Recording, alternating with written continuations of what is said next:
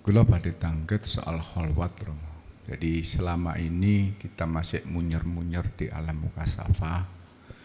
Jadi kita saat kholwat itu masih di alam mukasafah. Yang lihat itu semuanya memang makhluk halus semua itu.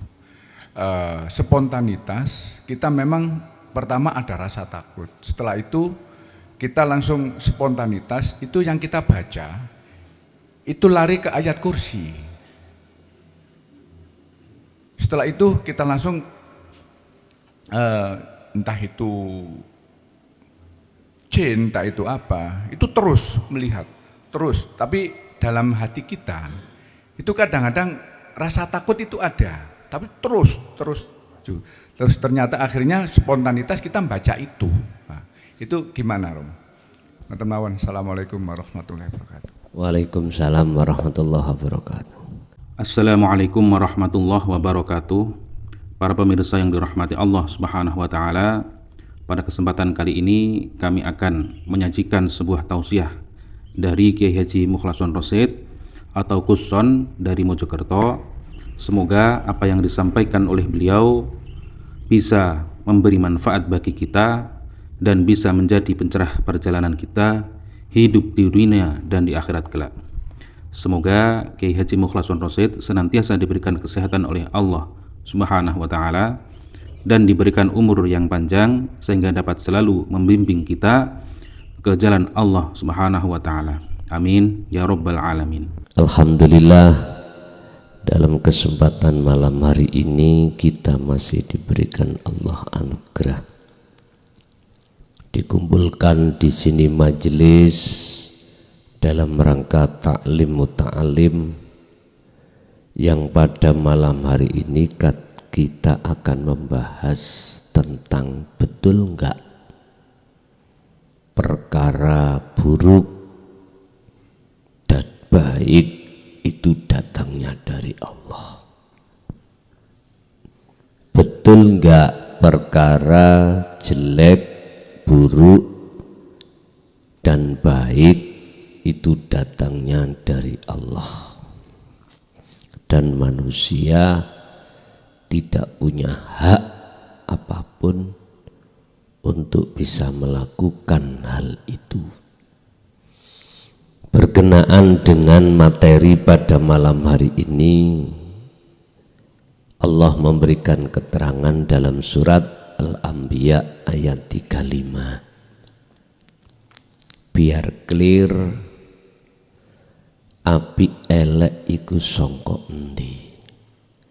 Sebab dalam bulan kemarin ada salah satu jamaah yang memperdebatkan dan mempermasalahkan kalau buruk dari nafsunya manusia sendiri, kalau baik dari Allah, berarti ada penguasa ganda. Gusti Allah iku cuman nguasai perkara baik, lah perkara jelek iku yaitu nafsu. Tergantung iman kita jatuhnya di mana. Semua kuserahkan keputusan tentang iman itu terhadap hati panjenengan masing-masing. Bismillahirrahmanirrahim. Kullu nafsin utawi saben-saben diri, saben-saben jiwa iku dha'iqatul maut, mesti ngalami kematian. Kalimah niki tergantung kita menafsirkan nafsin itu secara dohir jasmani, apakah nafsin secara batin rohani. Tergantung jenengan. Kelas TK Percaya Pak, kalau nafsin niki jasad ngalami kematian.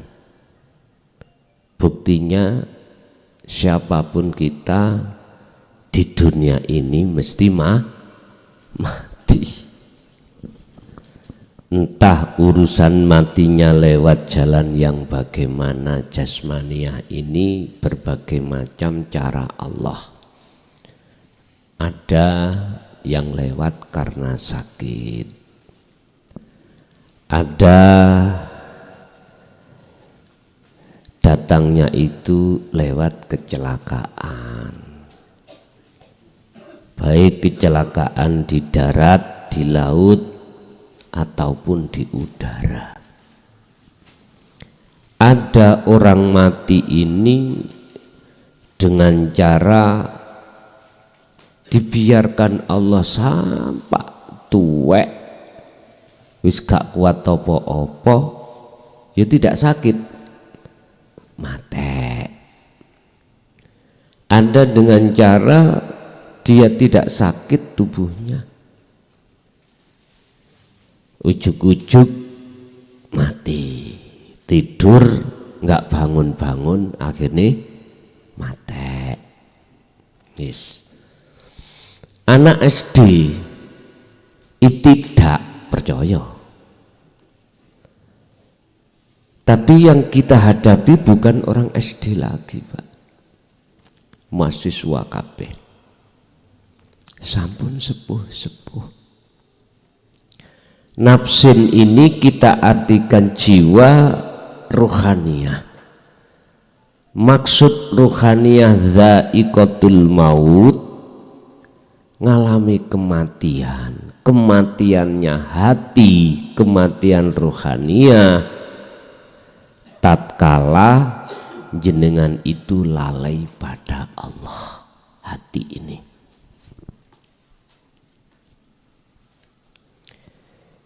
mulai zaman Nabi Adam sampai kita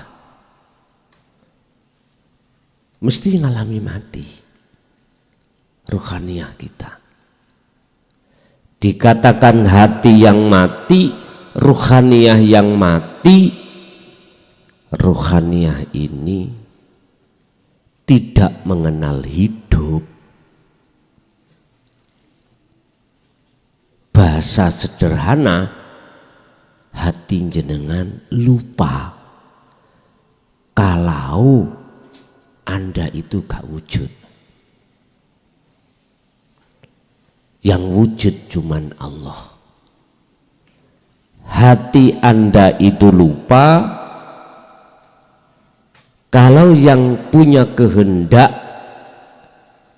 itu Allah, bukan kita. Hati ini lupa kalau yang bisa beraktivitas itu cuman ilahun wahid, urip, bukan kita.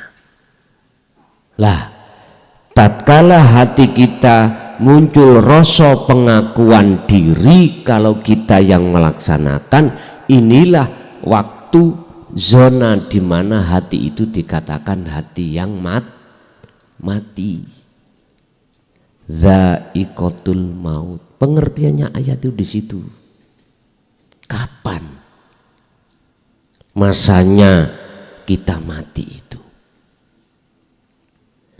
Tatkala hati rohaniyah kita masuk dalam masa dewasa atau masa akil balik. Sampeyan lihat siapapun, kalau sudah masuk akil balik, wis mulai suka-suka kesenangan yang bersifatkan syahwat, gak laki gak perempuan. Nabi siapapun termasuk Nabi Adam juga begitu. Cuman bahasanya Nabi Adam itu beliau makan buah khuldi. Itu cuman bahasa dok. Nabi Ibrahim yang ditokohkan sebagai tokoh tasawuf, tokoh orang makrifat, bapake kakek moyange Kanjeng Nabi Muhammad.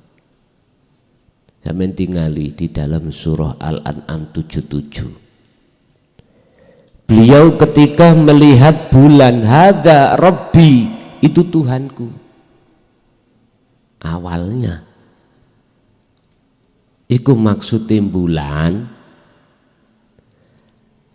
hati kita itu ada iman, makhluk iku bisa memberikan manfaat dan mudarat, iku berarti kita bertuhan ganda. Lesane ngomong Allah, hati kita makhluk. Tapi ketika saat bulan itu ditenggelamkan Allah, beliau sadar, oh bukan. Berarti beliau diselamatkan Allah dari pengaruh hawa nafsu. Muncullah matahari. Akhirnya bilang, hadza Rabbi, iki Tuhanku. Lebih bersinar dan lain sebagainya.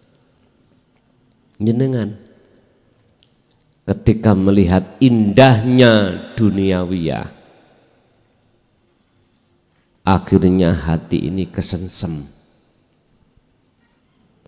terus menganggap dan beriman itu bisa memberikan manfaat dan mudarat. Akhirnya jatuhnya hati kita iman padanya yang bisa memberikan manfaat dan mudarat. Loh, berarti jiwa kita mati. Nabi Ibrahim juga begitu. Lah, ketika matahari tenggelam, nggak muncul toh. Akhirnya Nabi Ibrahim diselamatkan Allah. Oh, berarti bukan. Loh, ini proses, Pak. Proses kita. Memang mengalami kematian, cuman kematiannya berapa tahun, berapa puluh tahun. Wa ilaina turja'un, kapan kembalimu kepada Allah? Kita pasti akan dikembalikan, terus kapan? Sadar kita kapan kalau bulan dan matahari itu bukan Tuhan, bukan bulan-bulan gitu loh Pak. Bukan matahari, bukan matahari menurut anak SD, bulan, bukan. Bulan ini kan nggak memiliki sinar, tapi bisa menyinari, memadangkan waktu malam. Ini kan pantulan dari sinar matahari.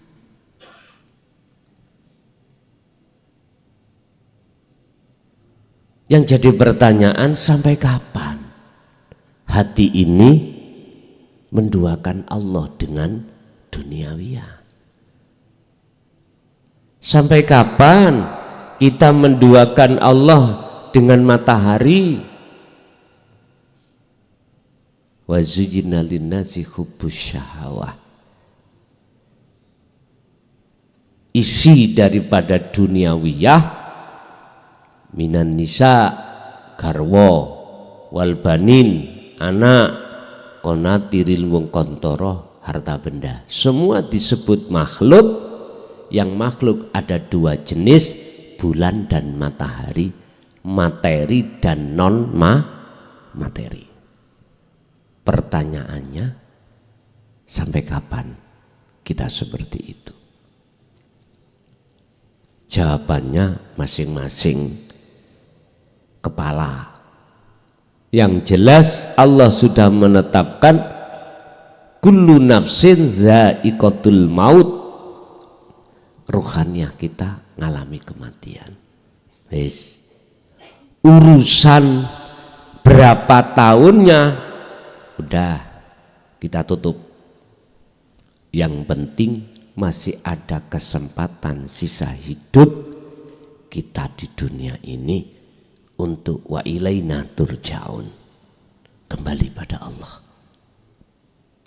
Imannya harus kembali kepada asal yang benar.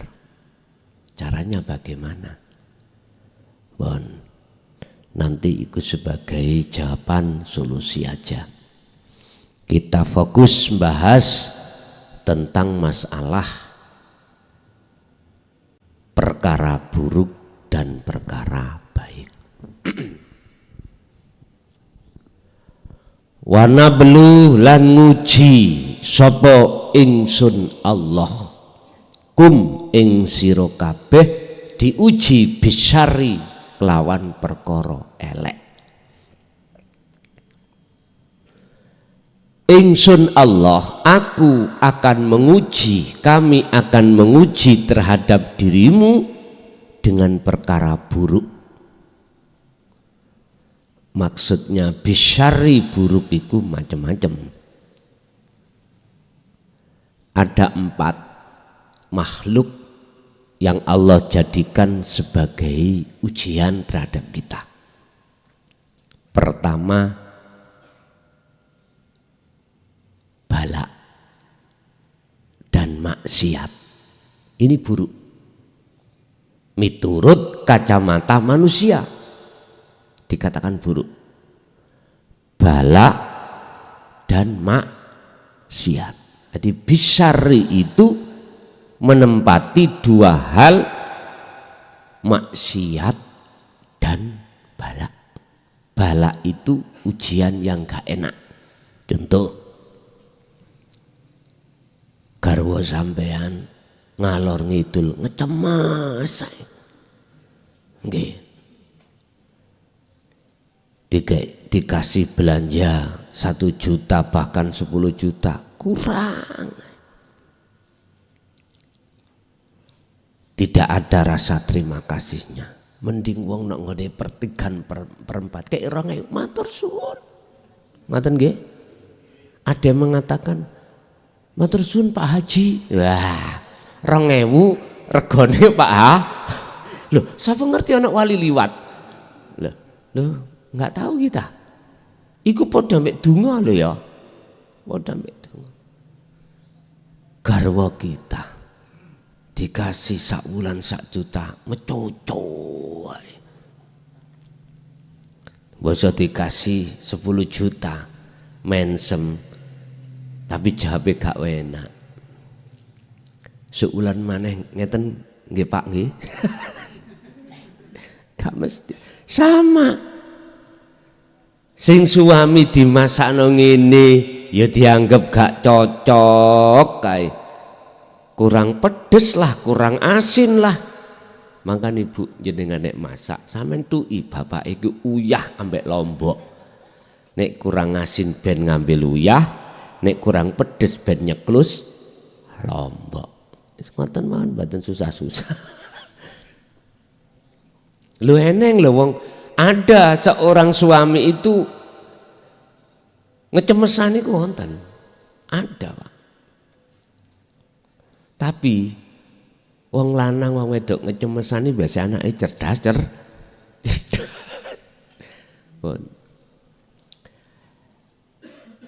Iki kadang-kadang kita bisnis jatuh, iki balak. Bahasa umum mengatakan balak. Bisari perkara elek, perkara jelek, nggih mohon maaf, termasuk laku-laku di luar agama, sing nglanggar agama. Contoh jenengan ngutil. Ya, sudah tahu tanaman lombok di sawahnya orang, habis cari rumput disaut, lumayan kok dibuat nyambel.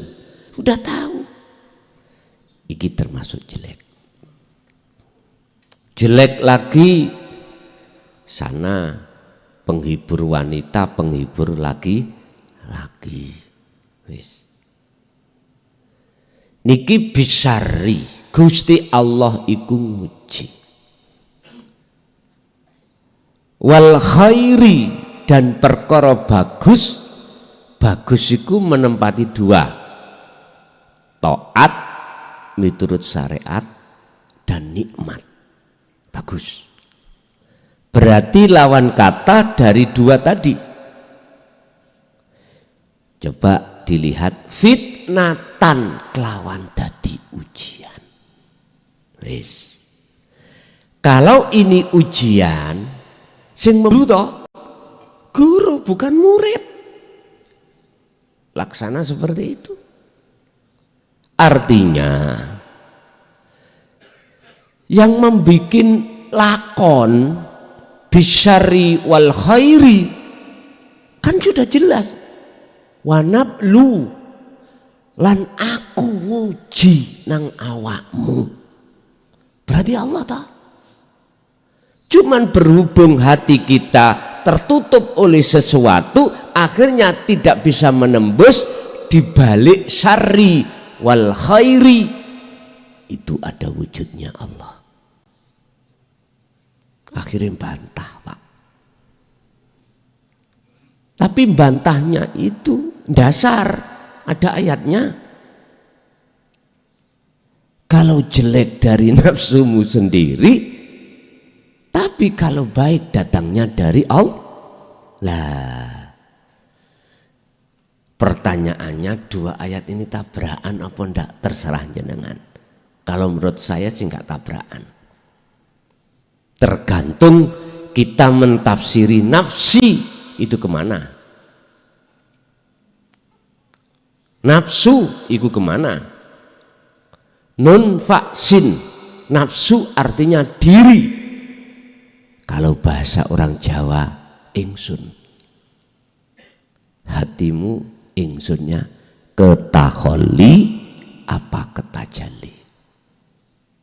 Kalau takholi jelas gap, Pak, dua ayat niki. Gap. Kalau jenengan duduk di tajalli, mboten gap, netral. Enggak tabrakan. Karena bahasa ingsun wanablukum, dan kuuji kamu sekalian bisyari, dengan perkara jelek, wal khairi, perkara bagus. Ingsun iku kembali diri pada ingsunnya Allah. Nah ini loh, Pak. Walaupun ayat yang mengatakan nafsumu sendiri, di dalam dirimu siapa? Kalau orang yang sudah mencapai tingkatan makrifat sudah tidak melihat wujud itu wujudnya Allah. Mohon maaf, wujud itu wujudnya makhluk. Nggak ada sudah. Lah wujud itu wujudnya Allah semuanya. Setelah nama makhluk lepas. Makanya dalam surat Al-Hadid, wujud Allah batin yaitu yang disebut sejatine urip iki. Wujud Allah dohir ya jenengan kali kula niki. Sehingga antara batin dengan dohir iku wis raeneng bedane. Mengapa harus disebut nama Allah? Karena sudah nyata dohir. Kalau tidak nyata wujud Allah dohir, nggak akan muncul nama Allah. Contoh, nyun sewu. Ini kemarau panjang. Anggap aja tandus. Nggak ada tanda-tanda kehidupan rumput. Bagaimana kau menyebut rumput wujud dohir tidak muncul? Nggak ada. Nggak akan sampai mengatakan rumput, nggak bisa.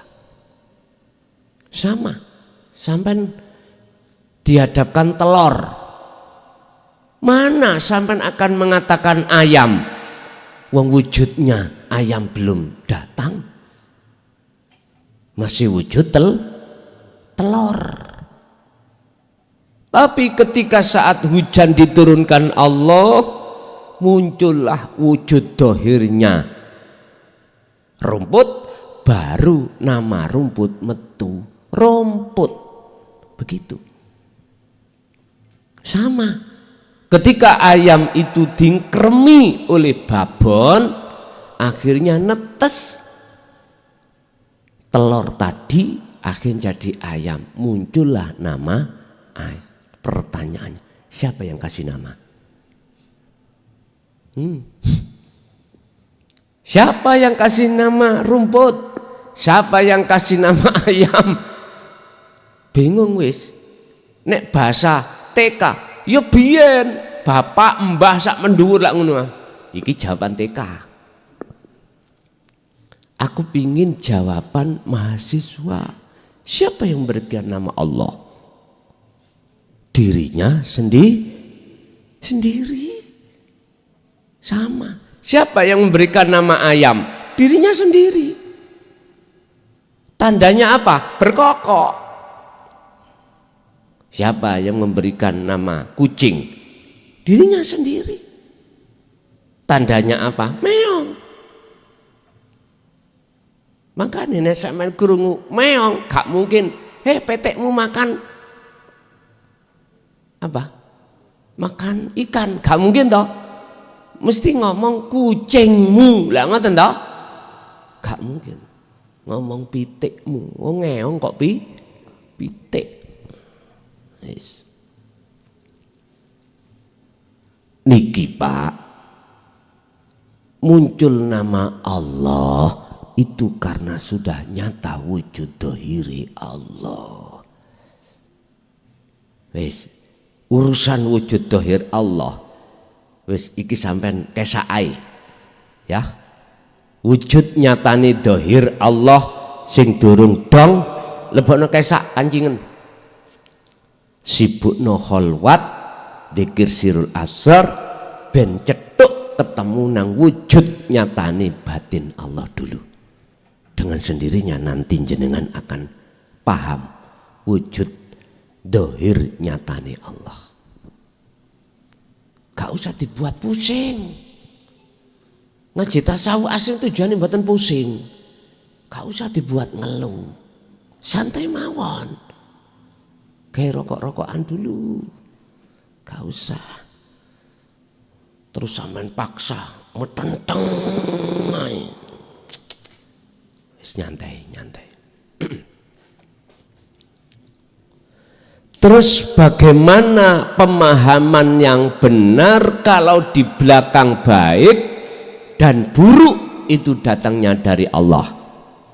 Saya katakan sekali lagi, Anda tidak akan terima dengan ayat ini jikalau ruhaniyahmu masih dalam keadaan mati.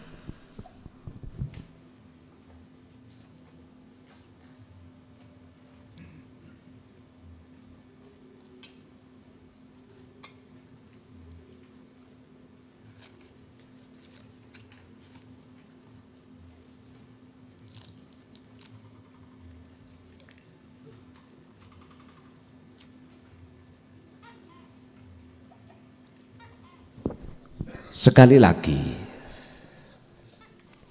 selamanya Anda akan menolak ayat ini, nggak paham alias kalau jelek, buruk, dan baik, bagus, taat dan nikmat itu datangnya dari Allah, manakala hatimu masih dalam zona kematian.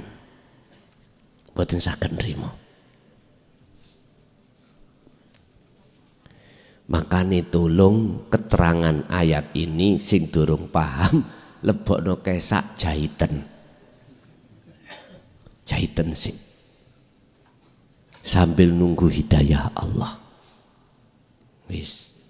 Sekarang tak urai gini, barangkali ini nanti sebagai unsur faktor kefahaman ilmu akhirnya jenengan tafakur. Ngeten. Sekarang aku gak bahas perkara api. Nah iku maklum sudah ya. Maklum. Perkara jelek. dengan dasar la haula wala quwata illa billahil aliyil azim. Kita makhluk loh ya, sifatnya tidak punya daya upaya untuk melakukan memberikan senang ke hidung belang. Wis langsung aja sing welek pol, wis pol weleke. Kita makhluk tidak punya daya upaya untuk pergi menuju lokalisasi. Kita laki-laki.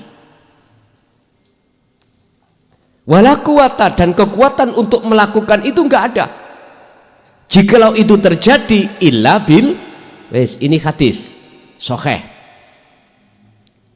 Imam Bukhari Muslim, ini terakui seluruh dunia, hadis sahih, rawinya adalah Imam Bukhari dan Muslim. Ulama sedunia ngakoni sahih itu tingkatan yang tertinggi. Apa hadis itu? Hadis itu adalah dawuh cerita sangka Kanjeng Nabi yang pernah dilontarkan, diucapkan Kanjeng Nabi, cuman di Quran tidak ada dan ditulis. Rawi yang tertinggi Bukhari Muslim akhirnya disebut hadis sahih. Di bawahnya sahih, hasan, dan seterusnya. Ini jenengan kalau paham hadis, mustalah hadis, jelas paham. Pun jujur mawon, kula hadise mustalah hadis kula guru kula almarhum almaghfurlah Romoyai Jamaluddin Ahmad Tambak Beras. Oke, mohon maaf mesisan clear. Endi sanatmu? Kadang lak ngono ya wong ya. Sanat keilmuane wis bah ngono. Ora penting, mungguh aku niku ora penting. Tapi tak rungok-rungokno kok ngabangno kuping. Ya kuwi kari situk sing aku gak iso jawab. Mboten saged jawab karena memang gak berani jawab. Masih abang tak betah-betahno. Estu tak betah-betahno. Situk mekan. Masalah nasab iki ben. Wis makane nek kuwi sik rame urusan nasab, sik sanksi. Lah nyapa kuwi ngaji nang aku? Gak usah. Aku lho gak butuh murid, gak butuh pengikut. Sing dibutuhno iku jenengan ngaji terus laku. Wis ngoten tok. Mboten butuh niku. Loh, nanti lo pahami manfaate dateng ati sampean dhewe. Manfaate ngaji dan laku ikut datang kita masing-masing. Ada kepentingan apa saya? Nek gak percaya, mulai hari ini sampean sanjang, Gus wis gak ngaji nang Pintrang, tambah seneng aku. Lho nggih. Atau seluruh sampean kongsio kabeh ya, yang mulai hari Minggu sampai hari Sabtu kongsio kabeh WA pengurusi di daerah masing-masing. Gus wis gak butuh ngaji kula lho matur suwun. Hak matur suwun. Wah, berarti Gusti Allah ngeringanno aku. Ana omah penak malahan. Artinya Pak, Rasulullah ketika menyampaikan enggak ada kepentingan apapun. La ikraha fiddin, meksa ora sakersa umat. Sehingga beliau ketika menghadapi kaum Taif enggak menyalahkan kaum Taif, padahal kaum Taif itu ngelarani Rasulullah. Tidak hanya mengatakan ajarannya enggak benar, bahkan beliau itu dilempari batu. Beliau gak menyalahkan karena apa? Karena beliau butuh proses. Gak paham itu loh olehnya menyalahkan di situ. Boten maksude Rasulullah itu tujuane nyampaikno iku ben digungno wong, ben umate tambah akeh, sing condong ngegung-ngegungno ben uke ora. Sampeyan buka ning Quran.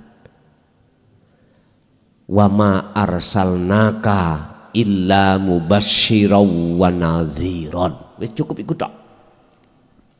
Aku, kata Allah, tidak mengutus kamu Muhammad ke dunia ini kecuali mubasyiran, memberikan kabar baik terhadap yang beriman. Berarti manfaati kanggo jenengan kali kula piyambak, mboten untuk Rasulullah, ndak.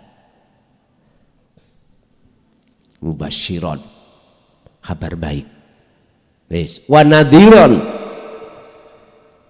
sebagai peringatan bagi yang tidak beriman. Ya wis, ini nek cara gak manfaati kembali kepada dirinya sendiri, bukan terhadap Rasulullah.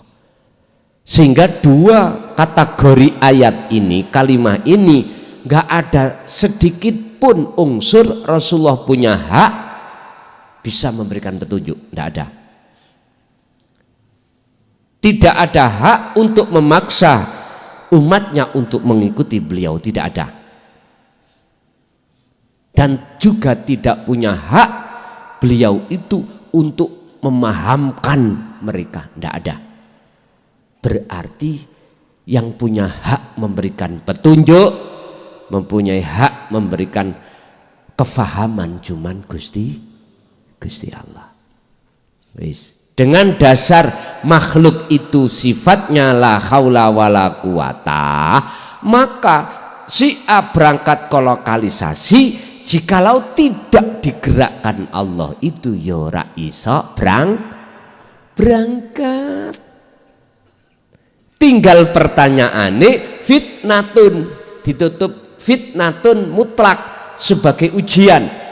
Apakah hatimu di situ ngakoni yang dirimu yang bisa melakukan, ataukah justru mengisbatkan, menetapkan semua datangnya illa billah? Itu jawabannya.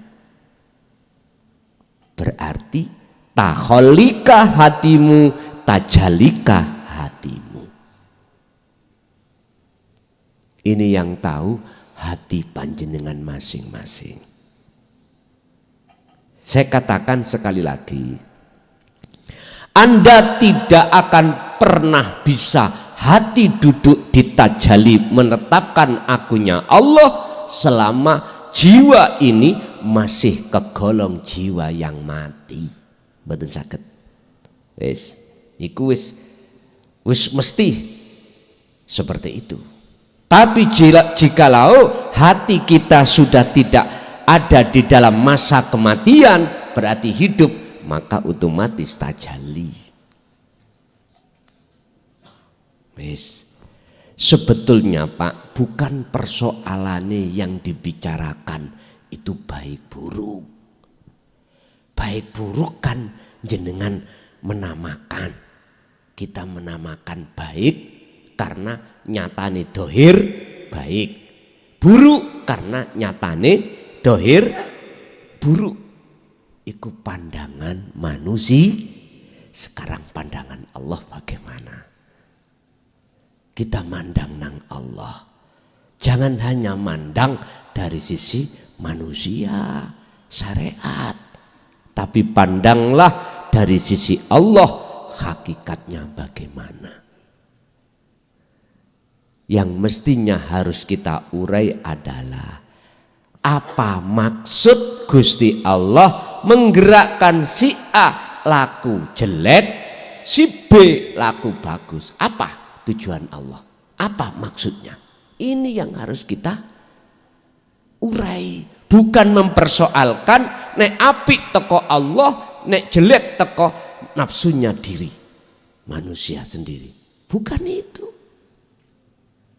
Kalau kita membahas dan gegeran masalah apik elek itu tadi, sama halnya kita telah menduakan Allah dengan yang lain yang bisa berkuasa. Wis, sampean ngen-ngen dhewe gini kok ya umpama sik dereng dongae ya sembuh gak ngerti. Nek dibanding ngambek zaman dulu saknisoris di bawah tahun 2014 kita mendapatkan keterangan tentang ilmu tauhid itu berbahasa kinayah isyarah. Sekarang sudah terang-terangan. Yes. Semuanya aku kembalikan pada Allah sendiri. Bapak Ibu hadirin, jadi yang dimaksud itu tadi datangnya dari Allah. Jikalau hatimu sudah tidak mandang makhluk, hatimu tidak akan bisa memandang makhluk alias hanya memandang Allah. Jikalau hatimu, jiwamu sudah tidak mati lagi. Ini. Terus sekarang bagaimana kita bisa keluar dari hati yang mati? Solusinya gitu. Biar nanti sampean clear, oh iya bener ya, elek api itu kok Gusti Allah ya. Mana nanti? Ngeten Pak. Allah sudah mendatangkan utusannya untuk membawa hidayah dan petunjuk buat kita. Huwaladzi arsala rasulahu bil huda wa dinil haq aidinut tauhid. Dialah Allah. Maksudnya Allah itu bukan nama, ya. Wujud nyatane Allah. Yang mengutus utusannya dengan membawa hidayah petunjuk bil huda wa dinil haq, dan membawa agama yang benar. Ternyata agama benar di sini adalah aidinut tauhid, agama sing ngajarno hati jenengan untuk mengesahkan Tuhan, mengesahkan Allah. Itulah dinut tauhid, itulah Islam. Agama manapun jenengan tatkala ada pengajaran untuk mengesahkan pada Tuhan, itulah Islam. Ya ini Islam yang sebenarnya. Inna dina indallahil Islam. Ya ini. Mohon maaf, saya tak berpendapat. Jikalau gak cocok pendapatku, buangan. Secara fisik kita Islam, sesuai panutan hukum syariat. Tapi jikalau ruhaniah kita menduakan Allah, bukan Islam yang dimaksud dalam Al-Quran. Inna dina indallahil Islam. Gak terima rapopo, tolakan. Keterangan ini tolakan. Bahkan bila perlu anggapan sesat, rapopo, tidak apa-apa. Ad-din, din iku agama. Agama iku wadah. Kalau boleh saya katakan, tapi yo jangan disamakan loh ya. Istilah bahasa organisasi. Nama. Lah Gusti Allah ngekei wadah iki isinya apa? Isinya apa? Sebelum agama yang diemban dan dibawa oleh Kanjeng Nabi Muhammad alias Nabi Isa sampai Nabi Adam, agamane apa? Agamanya apa? Wadah. Mana referensi yang menjelaskan tentang hal ini? Atau bahasa sholat, sebelum Rasulullah mendapatkan wahyu untuk Isra Mi'raj di dalam surat Al-Isra ayat 1, sholat Rasulullah bagaimana? Mana referensi dasar yang menerangkan tentang hal ini? Ojo menengahi ulama ini. para imam-imam yang merasa dari tokoh dan ditokohkan ini sampean ngomong. Aku bertanya, jenengan ngomong. Yun sewu. Berhubung jenengan gak gelem ngomong, tak ngomong. Lah wis enak toh? Kula eling SMP ning Pondok Darul Hikmah biyen kula duweni guru namanya Pak Ishak. Mulang fikih. Ngeten. Nek ana santri gak gelem takon, ditakoni dhewe. Takon-takon dhewe, jawab dhewe. Beliau sampun almarhum. Ngeten, Pak. Apa sholatnya Kanjeng Nabi sebelum Mi'raj? Apa agamanya para nabi dan rasul sebelum Nabi Muhammad? Tak jawab. Mengapa di dalam Al-Quranul Karim ketika membahas masalah sholat itu selalu memakai kalimah koma, tidak fa'ala? Enggak, dingengen. Padahal fa'ala melaksanakan, sedangkan koma menjaga. Ternyata Bapak Ibu, koma itu adalah menjaga hati sampean ini jangan sampai menduakan Allah. La tusyrik billah, ya bunayya la tusyrik billah, inna syirka la zulmun azim. Surat Luqman. Anak putuku, jangan kau pernah untuk melakukan penyekutuan menduakan Tuhan, menduakan Allah. Berarti sholat yang beliau lakukan adalah ruhaniyah. Mana sholatnya ruhaniyah beliau?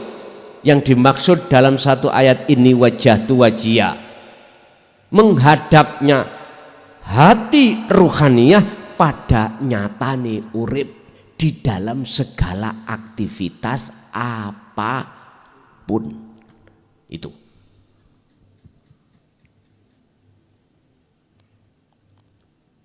Akhirnya muncullah surat Al-Isra ayat 1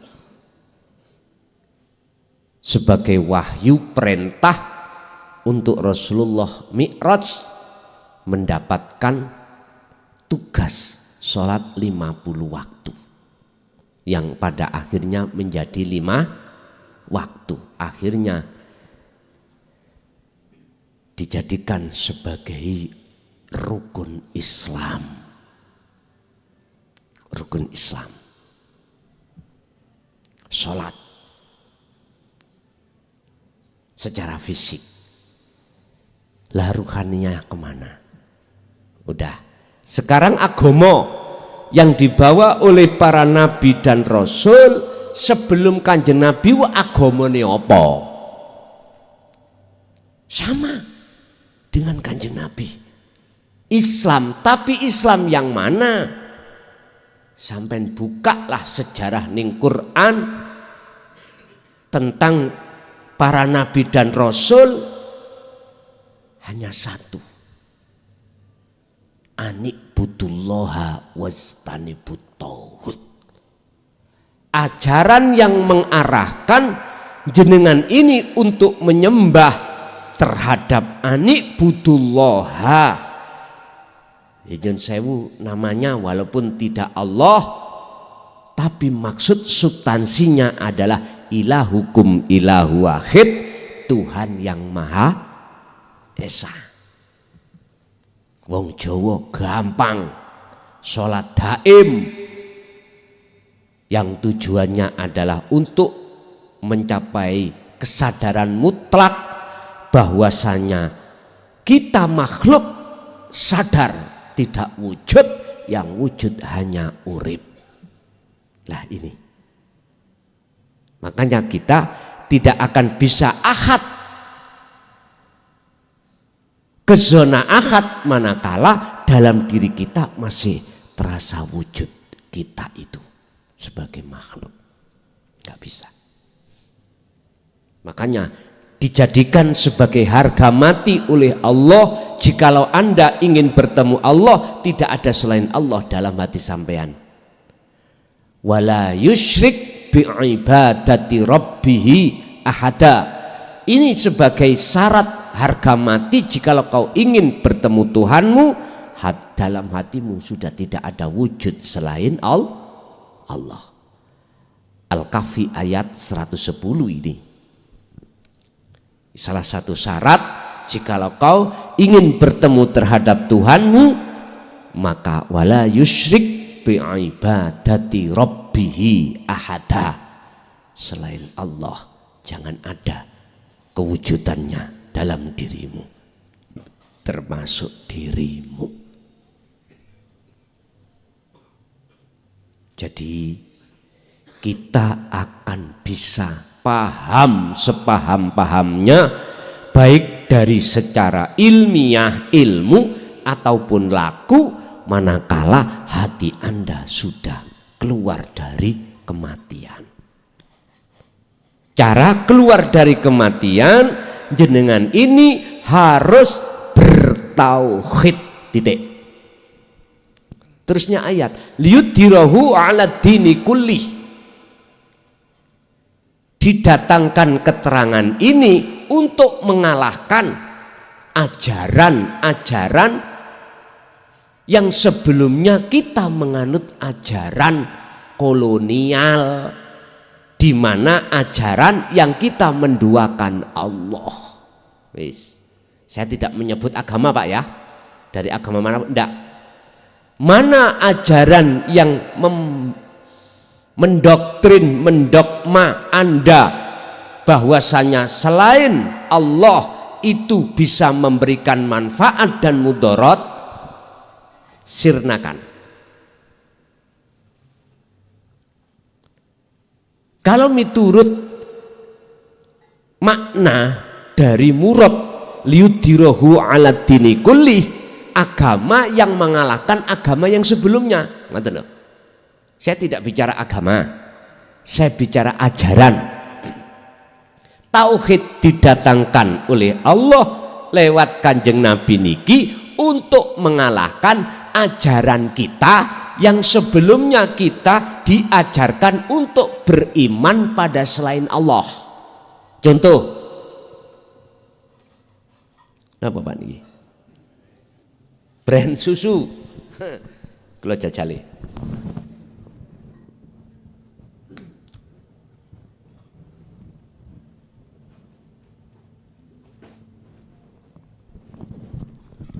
Gurih.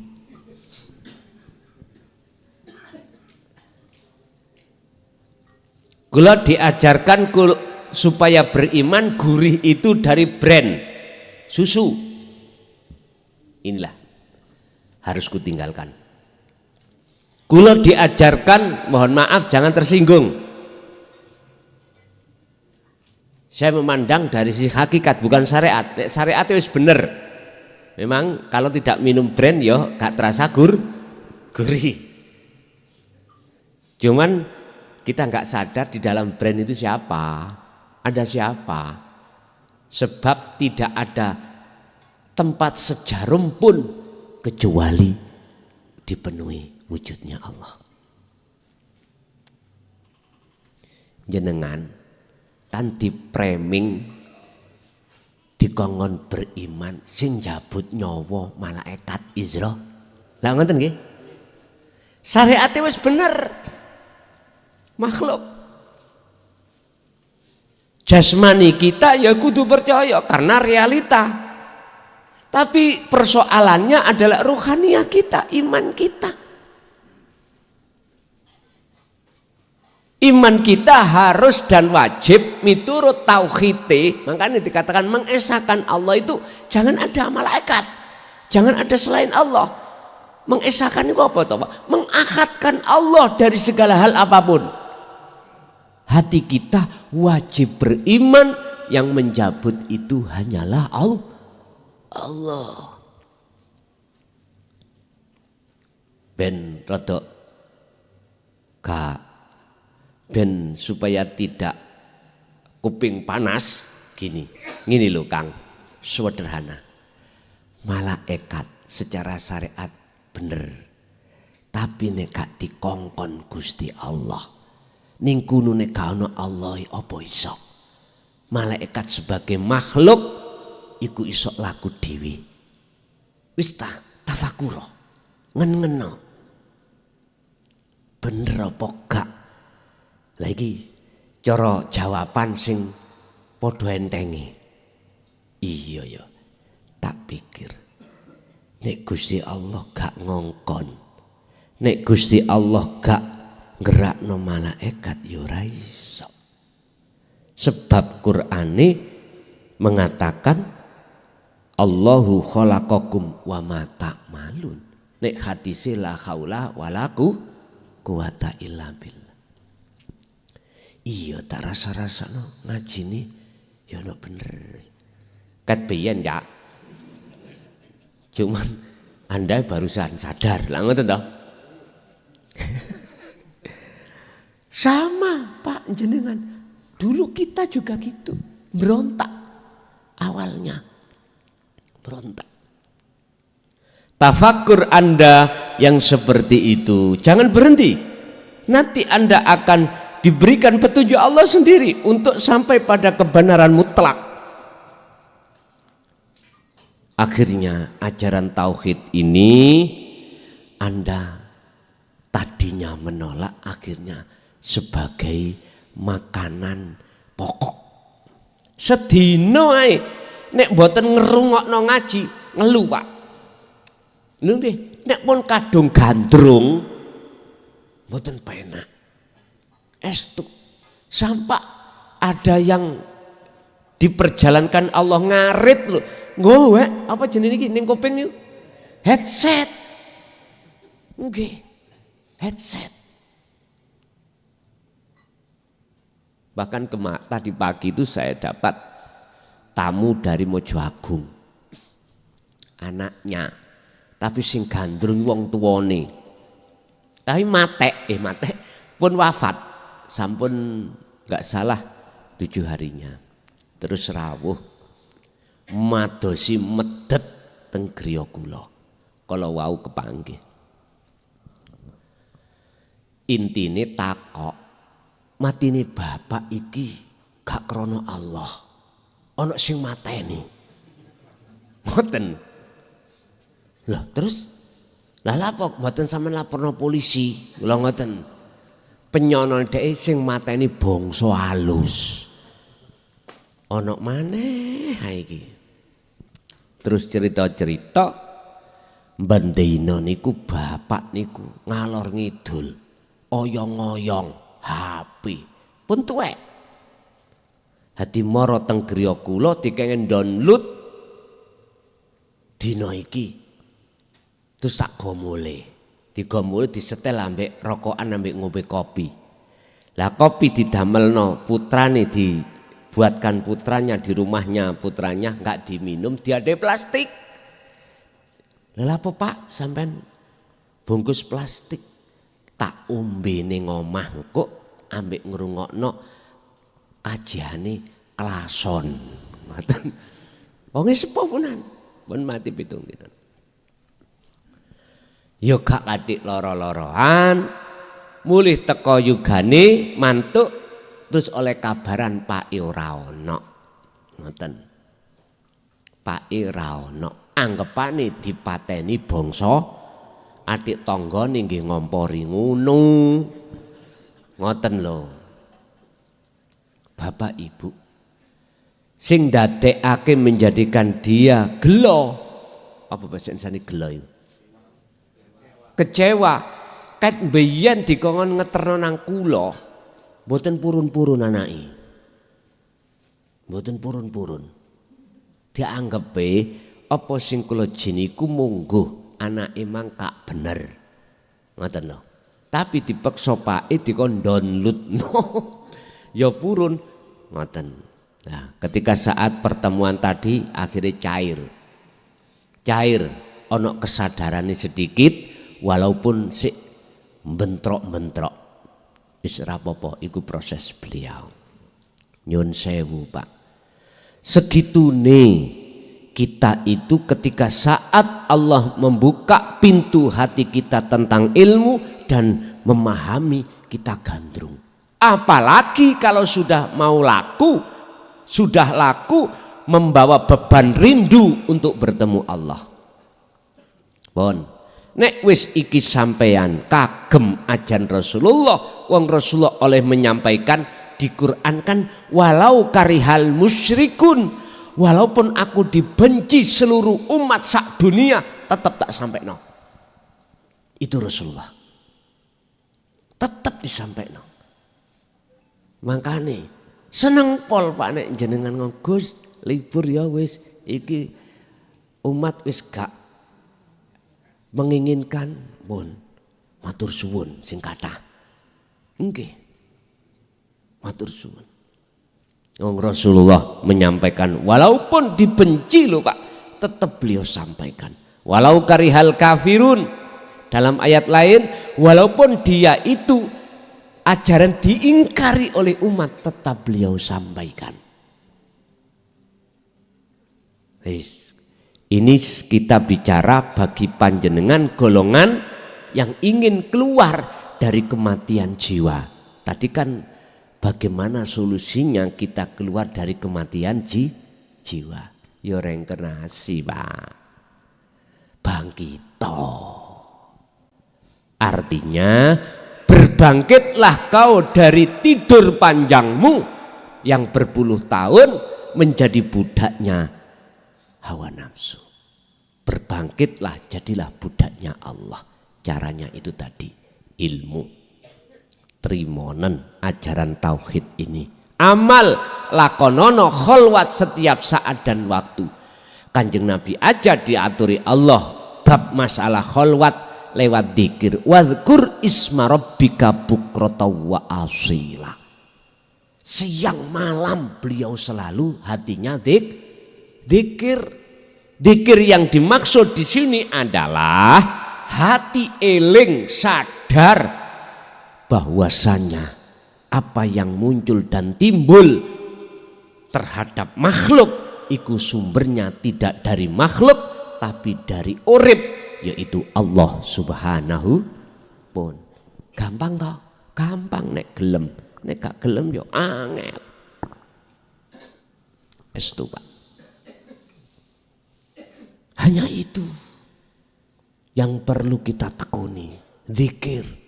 Bahkan dalam ayat lain, ya ayyuhalladzina amanu, wahai orang yang sudah beriman tentang kebenaran Allah, uzkuru, do ilingo, ingatlah kamu sekalian Allah ing Gusti Allah, zikron kelawan sejatine eling. Zikron itu memakai mutlak Pak, mutlak, maf'ul mutlak. Artinya dzikir sak temene dzikir yang bagaimana? Dzikir bahasa Arab, bahasa Indonesia ingat, basa Jawa eling, ingat. Apa? Engak. Ya, oke. Itu secara lugot, secara istilah ya. Dalam hati sampean ini ada kesadaran bahwasanya kita itu tidak wujud. Kalau kita sudah tidak wujud, maka kita tidak punya kehendak, tidak punya daya upaya apapun. Pertama, kalau bisa langsung aja hilang ngono kewujudanmu. Idfin wujudaka fi ardil humul. Ibnu Athaillah kalau dawuh tentang penafian diri, mudahai wujudnya dhisik. Ojo geraki. Geraki keri-keri. Sebab gerak nanti bisa nganut sendiri. Idfin mendemo sira wujudaka ing eksistensi Anda, kewujudan ira sebagai makhluk fi ardil humul ing dalam bumi kefanaan, bumi sepi, bumi kefanaan. Yaitu tadi, tiadakan keakuanmu. Apakah wujudmu, iradah, kudrat, ilmu hayat, sama, basor, kalam dan seterusnya. Wujud dulu, hilang no. Nek wis wujud langsung hilang, maka lainnya ikut hilang. Itu caranya. Tentunya Bapak Ibu butuh waktu yang tidak sedikit. Butuh waktu tidak sedikit tiap hari. Makanya, wahai orang yang beriman, ingatlah kau pada Tuhanmu dengan ingat yang sebenar-benarnya. Ingat kathiron turkang saukeh-ukeh, sebanyak-banyaknya. Berarti sejatine dzikir adalah kesadaran mutlak dalam hatimu bahwasanya apa yang muncul dan timbul diri makhluk itu songko Allah. Setelah itu wujudnya makhluk tiada, itu wujudnya Allah. Nantinya di situ Pak Bos. Ngoten lah. Wis, nek wis ana kono gendeng-gendeng wis tah. Hati sampean mesti jadab. Urusan akal melok jadab apa jari Gusti Allah. Hati mesti jadab. No nikmat, kau no barang nikmat kecuali bertemu Allah. Pun dia niku solusinya. Fasabbihuhu, apabila dalam hatimu kemasukan lagi, fasabbihu, bersihkan lagi. Dikron, bukrata wa asila, baik siang maupun malam. Berarti cara bersihkannya kembali kepada zikir. Wa ilaina lan iku maring ingsun Allah turjauna utawi den balekake sira kabeh.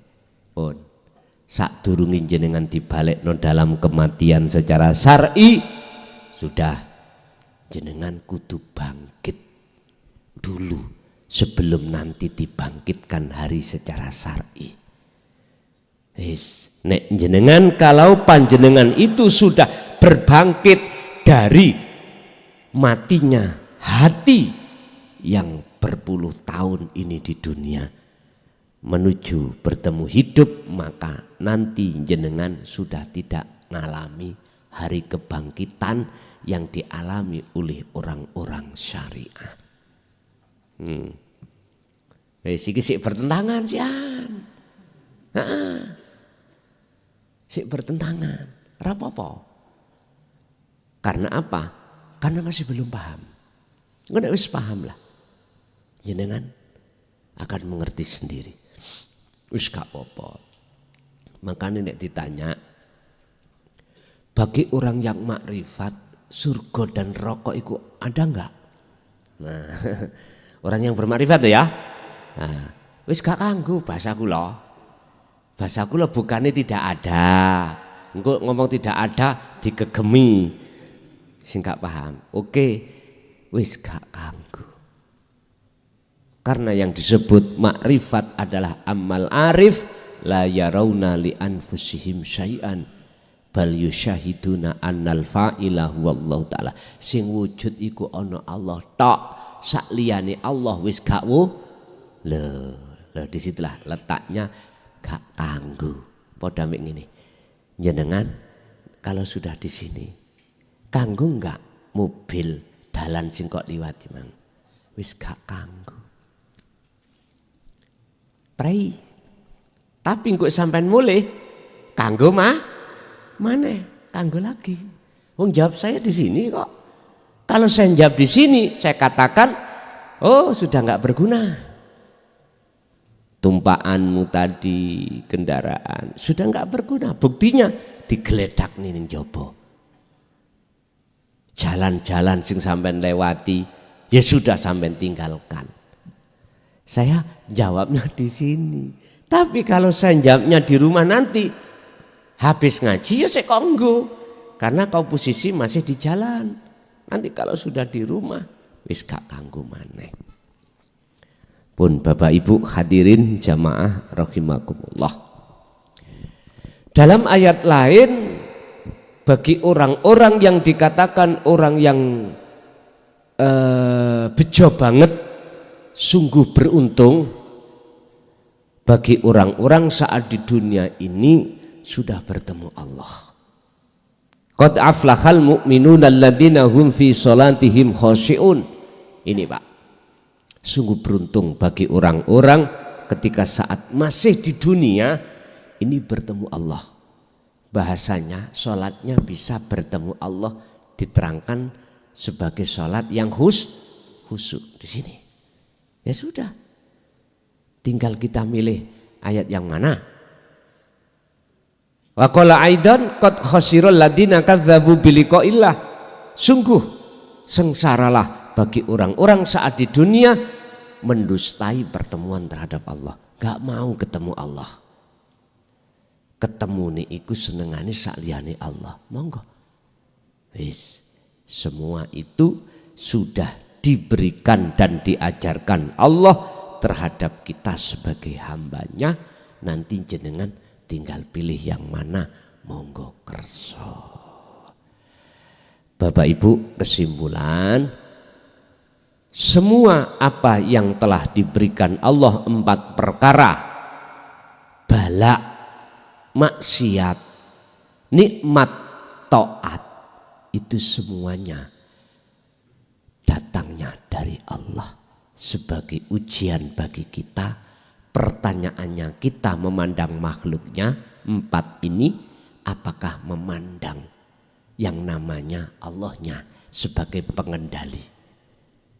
Jawabannya, jikalau hati kita masih di zona mati, jangan harap bisa melihat dan ketemu Allahnya. Gak bisa. Akhirnya mengatakan kalau baik datangnya dari Allah, kalau jelek datangnya dari nafsunya sendiri. Tapi jikalau jenengan sudah keluar dari kematian, sudah tidak menduakan Allah, maka di situ pasti Anda akan bisa menjawab dan tidak gap dengan surat Al-Anbiya ayat 25 ini. 35 ya. 35 bahwasanya bisyarri wal khairi adalah minallahi ta'ala. Bapak Ibu hadirin jamaah rahimakumullah, itu apa yang Allah berikan pemahaman dalam kesempatan malam hari ini terkait masalah buruk dan baik itu datangnya dari Allah, dijadikan sebagai ujian buat kita, tergantung kita memandang makhluknya atau memandang Allahnya. Oke, kita masuk pada sesi tanya jawab. Barangkali ada yang perlu ditanyakan, monggo kami persilakan.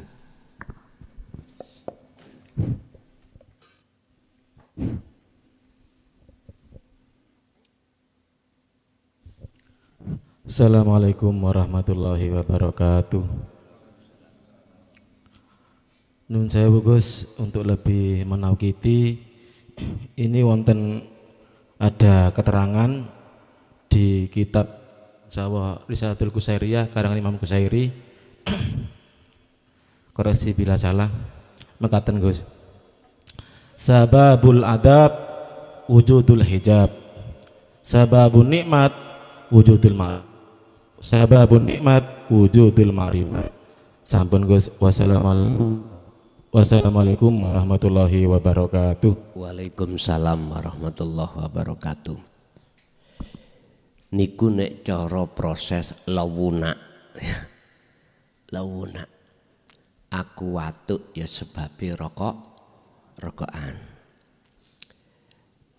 Aku rokokan kuwi sebabe aku kepingin. Aku kepingin sebabe ana sing ngendhalekno kepinginanku. Sapa sejatine sing ngepininake? Allah. Artinya Anda akan bisa mencapai makrifat, prosesnya itu harus dari syariat. Itu sebab akibat dari semua hukum. Saya tadi merasakan gurihnya susu, ya toh? Dikarenakan saya minum susu. Niki sing podo-podo menerima hakikat makrifat lho ya, syariat kabeh. syariate bentuk saya itu harus ada punya ilmu bagaimana cara minum yang benar. Torikoi adalah jalan. Nama minum itu harus didatangkan susunya. Makanya gelem gak gelem mau ditekakno. Teko. Hakikate saya harus bisa merasakan rasa di dalam susu itu bagaimana? Gurih. Oke. Mbok tak nyatakno tenan gurih. Ketika saya merasakan gurihnya susu, berarti iku makrifati dalam satu hakikat. Wis. Syariate apa kita? Terserah. Ketemu Allah di mana? Wis contoh salat. Syariatnya apa? Ilmu untuk bagaimana sholat carane kita pahami. Ada syarat sahnya sholat, ada rukun sahnya sholat, kita penuhi. Wis, iku syariatnya ilmu. Torikoi nama sholat. Hakikatnya tujuan ini harus kita lakukan. Berhubung kita itu ada hakikat tujuan mengarah kemana tujuannya sholat tidak ada lain kecuali menyembah pada Allah, ilmunya sudah kita emban, hakikat itu sudah kita bawa, kita nyatakan, kemudian kita sholat. Akhirnya bukti nih sholat kita merasakan kehadiran Allah yang memperjalankannya. Berarti wis lepas syariat, torikot, hakikat lepas. Nyata hakikate yang disebut makrifat. Wis niki walus. Proses wasilun memang seperti itu. Berhubung kebanyakan umat manusia menolak pengajaran ilmu tentang tujuan aslinya tidak lain menyembah bertemu Allah, maka jangan heran kalau kita bersyariat numpak ning torikoh kita tidak bisa bertemu Allah. Bertemu nih bokong semok. Lungge. Bokong semok rupa garwa, bokong semok rupa anak, bokong semok rupa harta benda, pekerjaan, iku bokong semok kabeh. Bahkan ana bokong semok iku pujaan. Karena kita punya status tokoh agama atau tokoh masyarakat. Bokong semok kabeh niku. Jangan heran karena kita menolak ilmu tentang tujuan. Kan sudah genah apa tujuanmu iku sholat nyembah Allah lah ngoten ta. Tapi berhubung ilmu hakikate, ilmu untuk meluruskan tujuan kita tolak yaitu dinu tauhid, ora iso. Wis ta. Geroh nek ngomong iso geroh kuwi. Kadapta. Kemarin saya kaji. Ada seorang ulama yang tersohor. Santri ini ribuan, alim segala-galanya, tapi ketika sholat Allah mengatakan kadapta, goroh awakmu, hati ini dilono goroh. Karena apa? Waktu sholat ketok bujuni 11, waktu sholat ketok anai sing ono pondok-pondok kabeh, waktu sholat ketok santri ini sing ribuan, pengikuti sing jutaan. Durung maneh waktu sholat ketok montore sing serba mewah. Gusti Allah dawuh kadapta, bujuk geroh awakmu. Kiai lho Pak dilokno ngono. Nek Gusti akhire dheweke golek guru, ketemulah guru irunge pesek. Nggih. Kemarin saya Akhirnya guru irunge pesek, murui salat sing bener. Ambek muda. Artine mboten ambek muda telanjang ngono. Diudani kabeh. Bojomu tinggalen, anakmu tinggalen. Ya ta? Santrimu pengikutmu donya kabeh tinggalen tekan jero atimu. Ngoten lho karepe. Tapi mbasa pahamane si kiai iku mau mboten ngoten. Wis munggah gunung salat Pak mbek muda.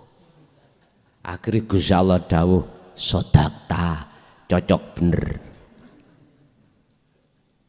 Fisike ngoten, tapi maksudnya mboten ngoten. Atine sudah lepas fana dugi sak liyane Gusti ngoten maksudnya ngoten lah. Jadi untuk mencapai makrifat memang seperti itu. Terus pertanyaannya, apakah bisa tanpa syariat gitu untuk mencapai makrifat? Lah ngoten. Kepahamane wong pertanyaan ini kan syariatnya syariat. Lah ngoten ta? Lho jenengan dahar lho syariat. Ilmu untuk dahar syariat. Ilmu untuk kerja syariat. Ilmu untuk aktivitas apapun syariat. Lah thariqah iku nama sebuah aktivitas iku thariqah. Thariqah iku jalan, hada sirat. Ini jalan. Bagaimana jalan ini jadi mustaqim? Yo innallaha rabbi wa rabbukum fa'budu. Yo atimu kudu satu titik nanggone sejatine urip. Wis. Surat Maryam ayat 36 niku tadi. Jawab saya, yo gak iso.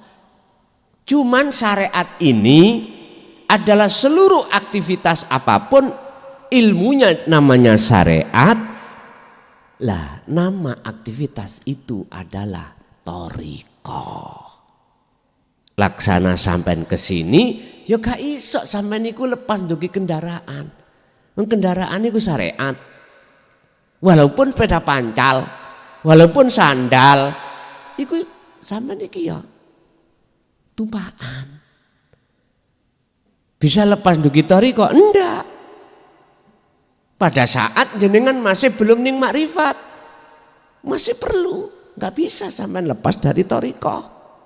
Mangan, nama makan itu thariqah. Wis. Lah hakikate adalah tujuan. Lah tujuan sampean kemana? Wa ma umiru illa liya'budullaha mukhlishina lahuddin hunafa'a wa yuqimus shalah wa yu'tuz zakat wa dzalika dinul qayyimah. Mana agama yang lurus? Yaitu tadi, hanya menyembah. Berarti aktivitas apapun jenengan, jikalau hati jenengan iki estu makrifat pada Allah, maka inilah yang disebut dinul qayyimah. Wis, agama sing lurus. Kalau jenengan sudah membawa hakikat tujuan ini dan sampai pada tujuan, maka thariqah syariat pada saat jenengan sudah sampai di situ makrifat, mboten kanggo. Syariat wis gak kanggo. Mun salah paham. Detik-detik sampai sudah ada di sini, maka sepeda, mobil gak kanggo. Di sini loh ya. Detik-detik sampai iku bertemu Allah di makom musyahadah, maka syariat thariqat hakikat wis gak kanggo. Tinggal makrifat ketemu. Nanti jenengan apabila turun lagi ya sik kanggo. Sehingga bahasa sederhana maksudnya gak kanggo iku diparkir, ngoten mawon, mboten dibuang, tapi diparkir. sebab nanti dipakai lagi. Lawang jasmania sampean mari sholat selesai toh, engko lak keluar ganti aktivitas lain, lah ngono toh. Lah maka syariat tarekat isi kanggo pada saat itu. Tapi secara ruhaniyah lo ya, niku jasmania, ruhaniyah selamanya gak kanggo. Karena posisi ruhaniyah jenengan ini kalau sudah dimusyahadah ya selama-lamanya dimusyahadah. Urusan jasmania jenengan kali kula di alam muhadharah atau alam mukasyafah ya terserah. Otomatis syariat tarekat sik kanggo. Sehingga bisa kami tarik kesimpulan pandangan orang lain sampai niki bersyariat dan berhakikat, tapi pandangan Allah ruhaniyahmu sudah gak kanggo. Paham maksud kula nggih? Oh doyan mangan ngono kok jare wis mak rifat. Iki orang lain memandang. Tapi ruhaniyahmu sudah tidak mau lagi berbicara dengan selain Allah. Walaupun jasmaniyahmu bicara pada selain Allah. Inilah wali sing disingitno Gusti Allah atas kewaliannya. Ngoten niki. Niki. Wali sing disingitno oleh Allah, disembunyikan oleh Allah atas kewaliannya terhadap orang lain. Wah, enak ngeten iki pun. Nggih, lanjut.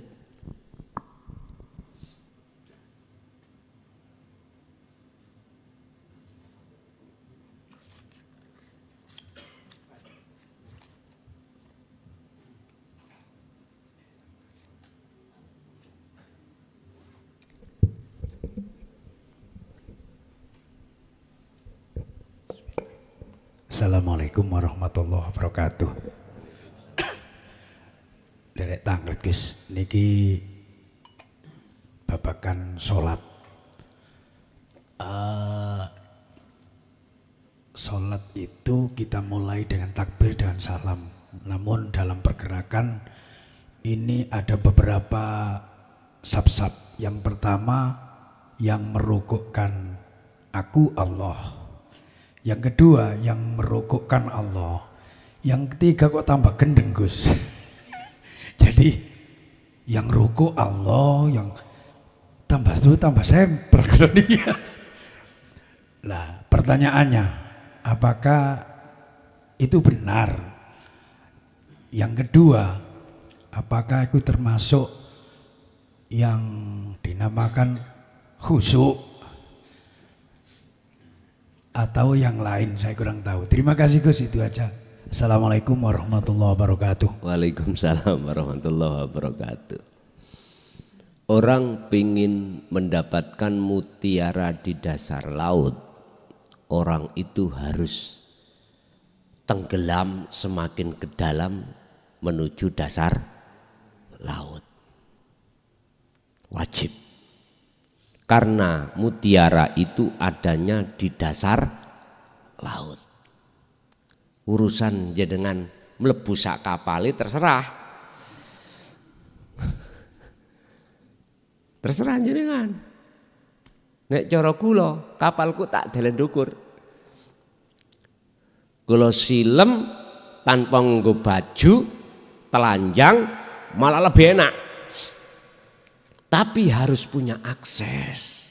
Jika matek tengah dalan, berarti harus bawa tangki isi oksigen. Iki kan tamsil Pak, paribasan. Jenengan pingin makrifat harus punya akses. Kalau nggak punya akses, bongko tengah dalan gendeng. Akhirnya larinya ke Menur. Sebelum sampai ke begal ambek bongso halus. Apa aksesnya kita? Buka ayat 87 surat Al-Anbiya. La ilaha illa anta subhanaka inni kuntu minadz zalimin. Hatimu harus ada kesadaran selama ini kita dolim pada Allah. Bentuknya nanti dolim. Iman selain Allah. Dengan begitu maka muncul anta. Anta itu jenengan. Jenengan siapa? Jenengan urip iki akan terasa dekat. Allah akan terasa dekat dalam dirimu. Sesuai dengan ayat wa idza sa'alaka ibadi anni fa inni qaribun. Muhammad, jikalau hambaku bertanya tentang saya, kata Allah, jawablah fa inni qaribun, sesungguhnya aku Allah itu dekat. Inilah yang disebut Rasulullah dalam hadis sahihnya ihsan. Islam, iman, ihsan itu apa? Iman yang sudah benar, iman yang tidak mendua.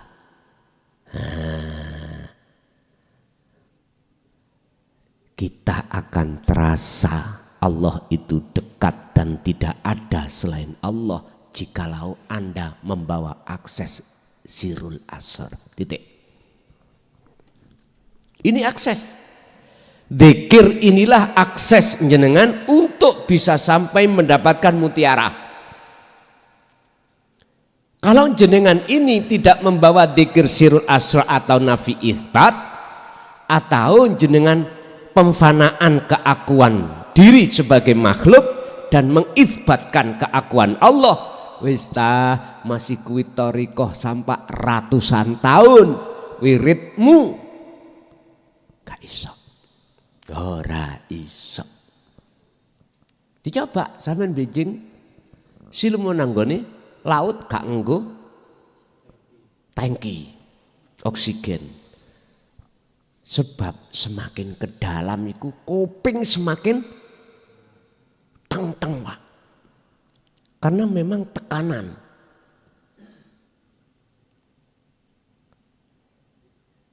Apalagi jenengan gak iso nglangi.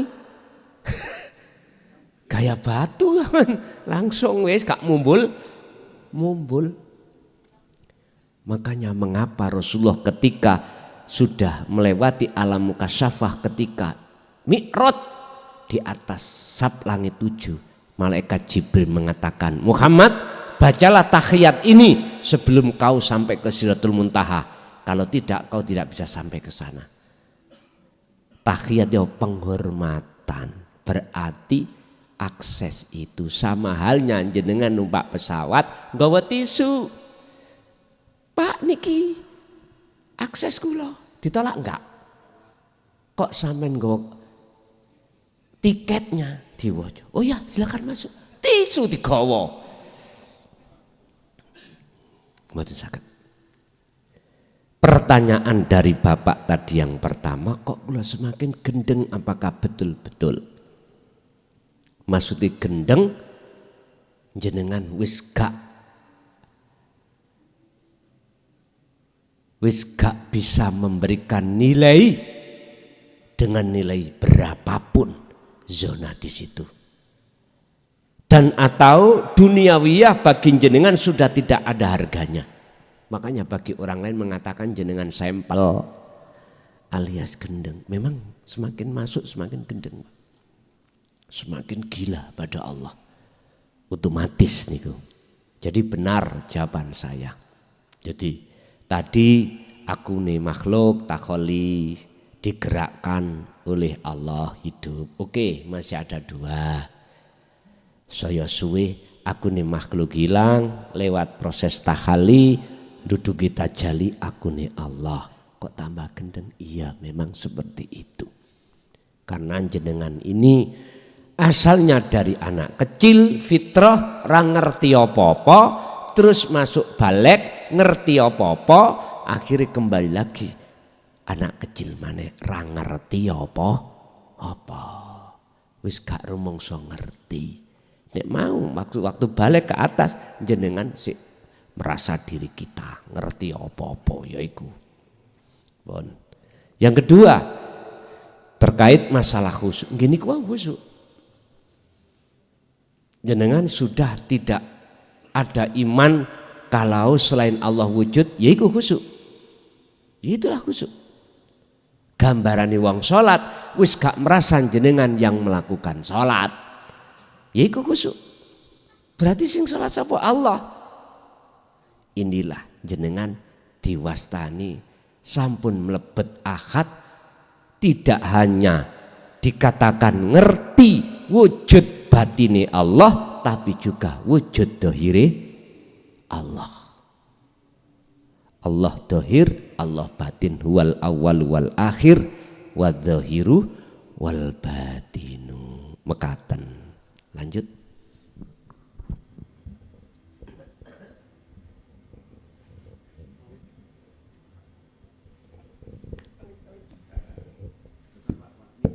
Assalamualaikum warahmatullahi wabarakatuh. Gus ngapunten tanglet. Ya ayyuhalladzina amanu aqimus sholata li dzikrillah. Kale ya ayyuhalladzina amanu dzkurullaha dzikran katsira. Sampun matur nuwun ngapunten sangat. Assalamualaikum warahmatullahi wabarakatuh. Waalaikumsalam warahmatullahi wabarakatuh.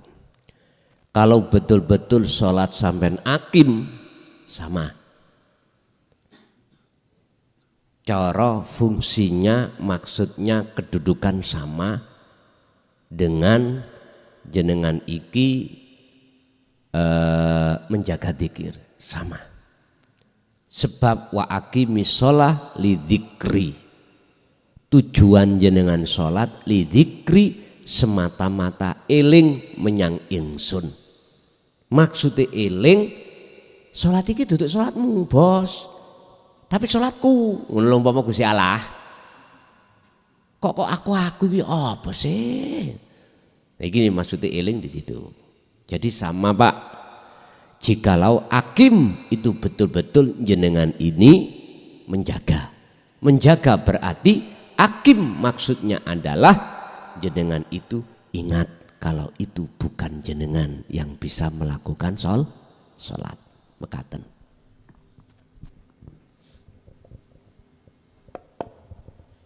Assalamualaikum Romo. Kula badhe tangget soal kholwat Romo. Jadi selama ini kita masih munyer-munyer di alam mukasafah. Jadi kita saat kholwat itu masih di alam mukasafah. Yang lihat itu semuanya memang makhluk halus semua itu. Spontanitas kita memang pertama ada rasa takut. Setelah itu kita langsung spontanitas, itu yang kita baca, itu lari ke ayat kursi. Setelah itu kita langsung entah itu jin, entah itu apa, itu terus melihat, terus. Tapi dalam hati kita, itu kadang-kadang rasa takut itu ada, tapi terus. Terus ternyata akhirnya spontanitas kita baca itu. Nah, itu gimana Rom? Assalamualaikum warahmatullahi wabarakatuh. Waalaikumsalam warahmatullahi wabarakatuh. Kita mengapa kok baca ayat kursi? Karena dulu kita didoktrin setan jin minggat. Nek diwacano ayat pun kula mboten bantah mboten Pak. Setahu saya malah dia iso maca ayat kursi. Nggih ngapunten Kang Kada. Siapa si Ajazil yang pada akhirnya disebut iblis? Itu asal muasal penasehatnya para malaikat. Penasehat. Berarti penasehat itu luwih alim daripada yang dinasehati, yaitu malaikat. Makanya dia merasa alim, akhirnya berani menentang penciptaan Adam oleh Allah. Ngentene, heta Gusti. Napa mungkin boten dadosake tidak menjadikan munculnya manusia itu pertumpahan darah di bumi tah. Jenengan kok ajengin, panjenengan kok mau menciptakan manusia. Apakah mboten cukup? Tidak cukup. kami malaikat setiap saat mensucikan panjenengan. Gusti Allah dipadhei. Lah gendeng sing ngeten iki. Iki bahasane bos iku dibantah oleh karyawan. Lah wong karyawan gak ngerti karepe bos. Mobil yang sudah dicuci, ya sudah dicuci, dikon nyuci mana? Karyawan bingung, lah pas sudah dicuci kok dikon nyuci lagi. Berhubung karyawan tidak memahami apa maksud bos, mesti berontak. Jawab, "Hei bos, ini tadi enggak, kan sudah dicuci. Mengapa harus dicuci lagi?" Gak tahu toh. Jane ngono. Sebagai karyawan ijo ojo kakean cocot. Wis jalakno ae apa kata bos. Nek kakean bantah, sampean kok di PHK men. Lho nggih. Sebab apa di dalam pikiran bos itu enggak sama dengan pikiran jenengan. Enggak sama. Apa yang dimaksud kehendak Allah itu tidak sama dengan apa kehendak kita. Karepe kita kan gini. Enak moh gak Gusti aku iki mbok ya nek rapi olehna bojo sing ayu. Sing wedok yang ngono olehna sing ganteng, sing sugih dan lain sebagainya. Basa lain dino kita dijodohno sing gak cocok ning atine awak dhewe. Tapi kelakon wong tuane. Le, rabi le. Aku wis dijodohlane. Wis dijodoh sendiri. Wis. Lah, si Le itu sudah punya pacar. Cocok wis. Tapi di mata keluarga ditolak. Waduh. Mau tak tolak orang tua. Mau saya lakoni iku aku kadung cocok ambek pacarku. Terus yang mau saya nikah ini orangnya kok gak cocok ambek aku. Niki namanya simala kam. Mau ditolak itu orang tua, nggak ditolak. Dilakoni itu nggak cocok dengan hatiku. Wis tah. Kita sebagai anak nggak ngerti apa sing dadi karepe wong tuwa.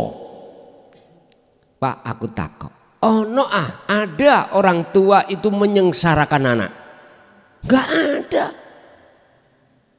Kalau gak percaya, ibu habis nyusoni anake, obongen anake, ada? Nek pancen ada, iku berarti wong tua gendeng, gak waras.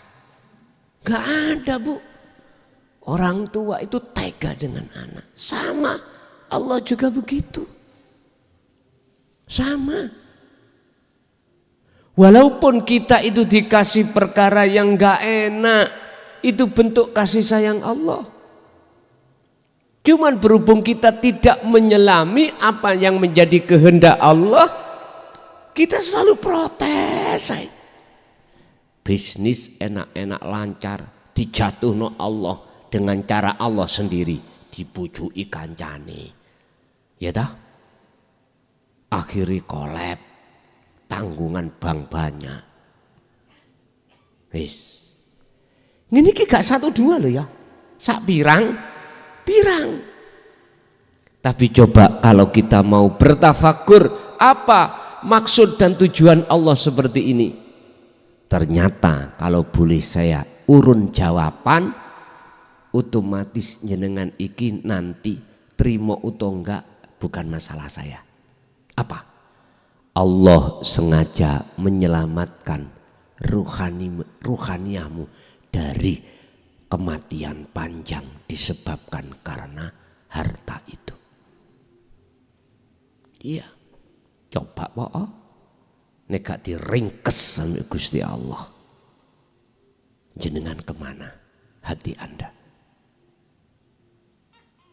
Mesti kebanyakan iku larinya kita pada selain Allah, yaitu kemewahan dunia. Enggak tambah tawaduk hati kita pada Allah, justru hati kita tambah zalim pada Allah. Allah sudah mengatakan, alhaakumut takatsur, jikalau hatimu bertambah megah menghadapnya terhadap duniawiyah, yang duniawiyah jasadmu memang tambah tebal, itu menjadikan kau tambah lalai pada Allah, hatta zurtumul maqabir, sampai akhir hayatmu. Nyuwun sewu, cara kula ndek bojo ayu kingis-kingis, tak endeng-endeng mboten. Nah, tak pamer-pamerke dan lain sebagainya. Makanya mengapa Kanjeng Nabi sebelum sedo iku terbesit dalam benaknya, ya Allah, kumpulkan saya pada orang-orang yang miskin. Ada di situ. Bukan miskin dohir maksudnya. Artinya gini, hatinya sudah miskin dunia. Tidak selamanya miskin dohirnya sak dunia ini, enggak. Batinnya. Artinya sudah kotong. Dulu Pak, memang kita didoktrin ayat kursi itu untuk ngusir jin dan iblis setan. Tapi setahu saya tambah alim. Lah, terus bagaimana ketika kita khalwat, terus di situ kita dihadapkan Allah, dibuka alam kasaf. Solusinya bagaimana biar kami itu enggak muter-muter di situ, masuk di alam musyahadah. Pegang teguh tali Allah. Faqadis tamsaka bil urwatil wuthqa lam fisama laha.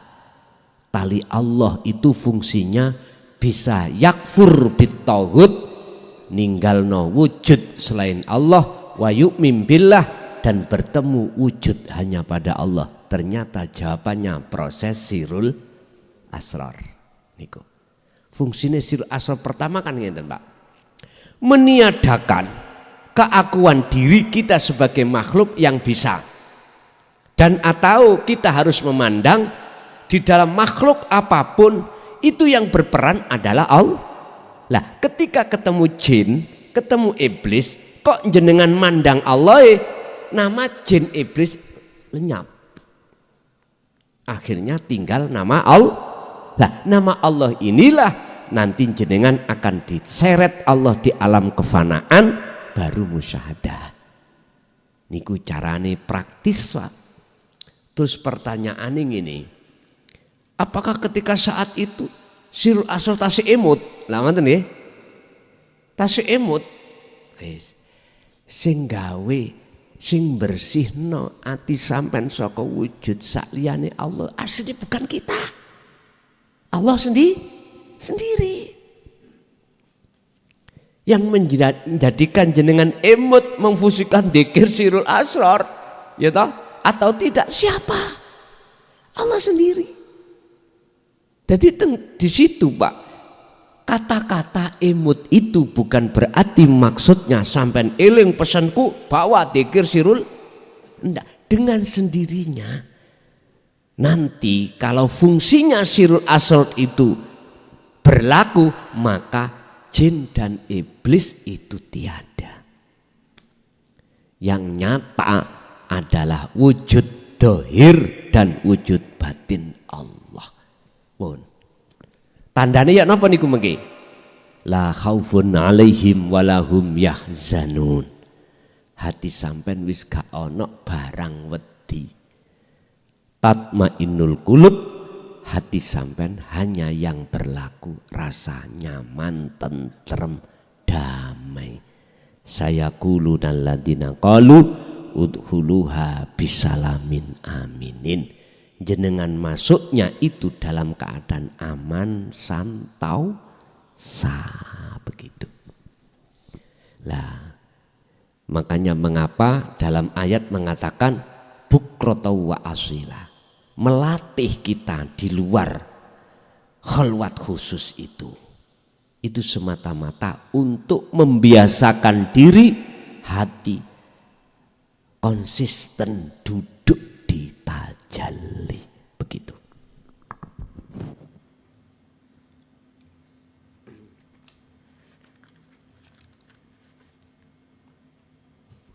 Oke, tasih wonten mungkin Ibu barangkali.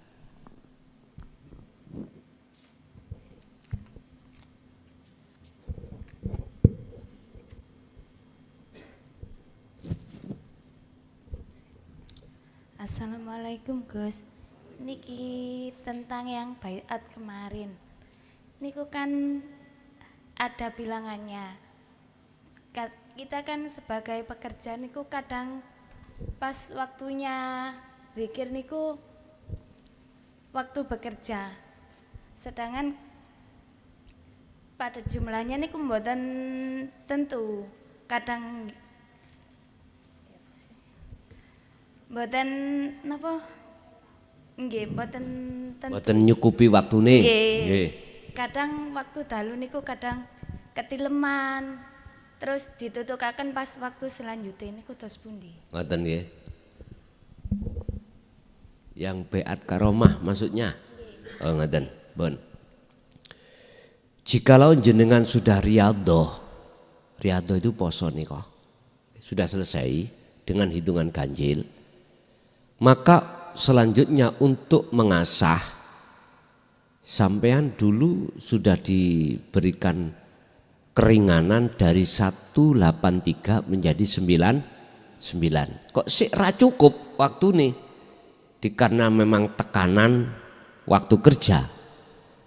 Ngeten. Kalau jenengan sudah riyadhah, tinggal birriyadati, tinggal wal azkar, al azkari mirit, saman wirid pinten terserah, sing penting ganjil. Wis ngoten mawon.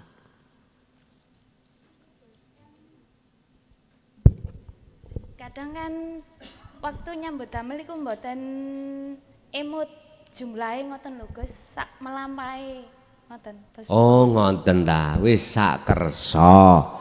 Gusti Allah lewat keterangan dik wingi meringankan segala hal apapun terhadap diri manusia, karena Allah tahu, alima, ngerti sapa Gusti Allah kelemahan dari semua hambanya. Pun penak ya? Pol penaki. Nggih pun Pak, Bu, ngoten. Mboten napa-napa, sing penting sudah riyadhah mekaten. Lagi?